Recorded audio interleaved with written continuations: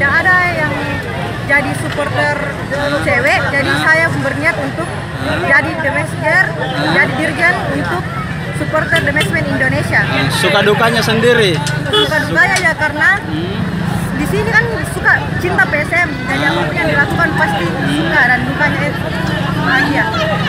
Saat itu karena kita berteriak di semua anggota tribun, anggota tribun yang itu yang mengikuti kita pada saat kita bergerak apapun itu, dia mengikuti kita. Ya, tidak sih, karena ini kemauan saya sendiri dan tidak ada yang lain tidak ada yang laki-laki, jadi kita ambil yang uniknya, kita ambil perempuan yang berhijab karena di stadion bukan tempat horor untuk wanita.